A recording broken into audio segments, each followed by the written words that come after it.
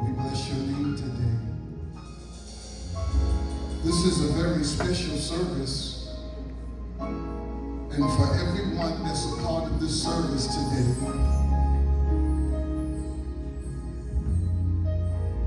the Lord wants to bring change into your life. If you've never heard a word from God before, make sure you pull on this word for yourself today. Especially to our young people out here.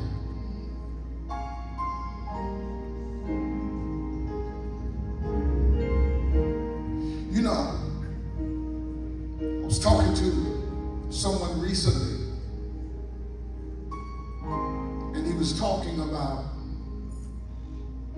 the funeral home business.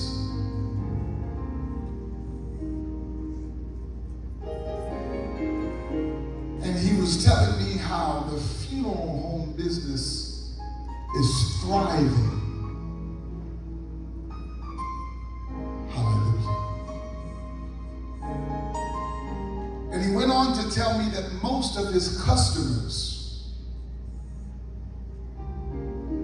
are less than 25 years old. It used to be older folk were dying in greater numbers than young people.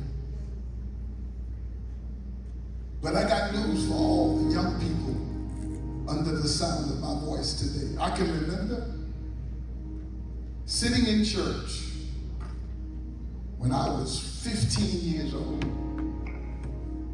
And I can remember looking around at the older folk and saying, that stuff is for them because they getting close to the day that they gonna die. Amen. I was 15. I'm 68 today. And you know how fast it went by? In a blink. I was 15, and then I turned around, and I'm 68. Wow. The gentleman who owned the funeral home says, most of my business now is for folk 25 years and younger. They're dying. They're being killed. If there's any generation that Satan has focused his attention on, it's your generation.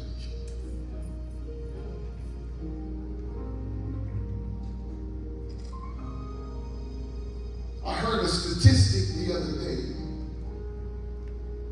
This group monitors how many people die every year. How much y'all do? And the group said over the last 5 years, the death rate has increased every year. There are more people dying per year than has ever died before in the history of the world. Death is running rapid.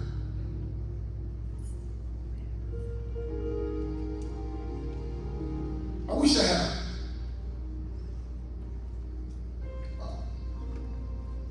one of those high praise messages for everybody today.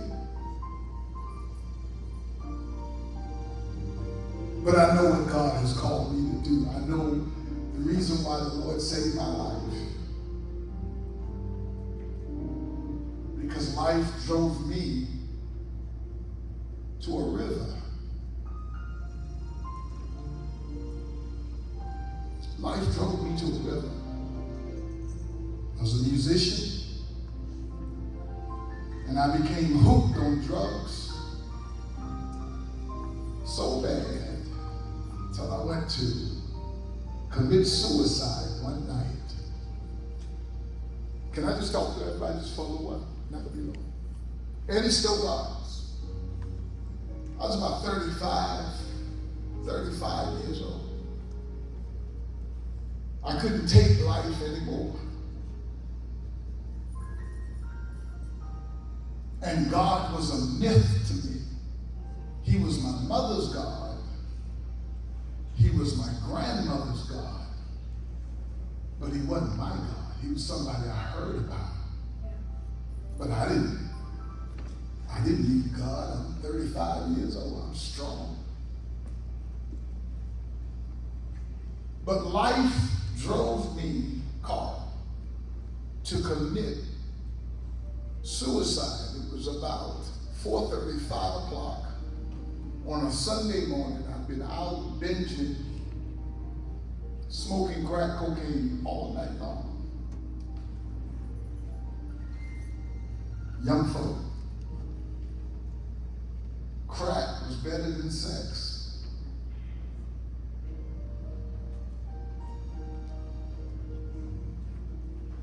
I want y'all to hear. Crack was better than sex.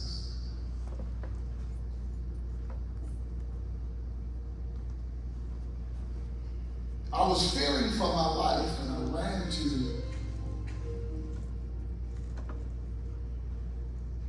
the Reverend's house and I knocked on his door about 4:30 that morning.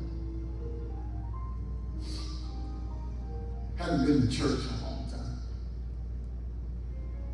And the pastor came to the door and the pastor said, if you don't get off of my front porch,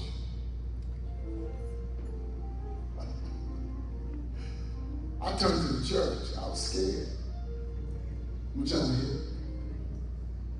When the pastor ran me off of his front porch, sis, as I was leaving, going back to my car, Satan whispered in my ear. Let me tell you what he said. He said, even God don't want you. He said, even God don't want you. That was the last thing I needed to hear. I'd already disappointed my parents. Came from a good home. My father was a school teacher. Came up in a good home. Anyway, so there was nothing else left for me to do. And I heard right after even God don't want you, I heard this, why don't you end it, take your life. So I got my car, had just enough gas to get, I was from Orangeburg, to get to Eddie Stowe Gardens. I drove to Eddie Stowe Gardens because the Eddie Stowe River is in Eddie Stowe Gardens, a deep river. I got there around 4:30, 5 o'clock, black dark outside. I parked my car. I got up, I already had my mind made up. I'm going to jump in the deepest part of the river. And I'm walking. You can tell. I'm walking. He was my mother's God. He was my grandmother's God. But surely this God doesn't want anything to do with a failure like me. And as I'm walking to the riverside, I heard something. The same way you're hearing my voice now. And here's what I heard. Son, where you going? I heard it out here and in here. And I paused. It was black dark. And I paused and I stopped and I looked around. Kept on walking. Son, where you going? The second time, I knew I wasn't crazy. I said, I'm going to end my life. At Eddie Stowe Gardens, there is a 24-hour chapel. Just a little chapel with a podium in it and a few chairs. And it stays open 24 hours a day, Carl. And the lights stay on. Little chapel. And the next thing I heard was, come into the chapel, son. I walked in the chapel. And I sat on the back row, I think. And God started talking to me. And here's what he said. He said, ain't you tired? And I started weeping. He said, ain't you tired? I said, yes, Lord. He said, would you like for me to take that monkey off of your back?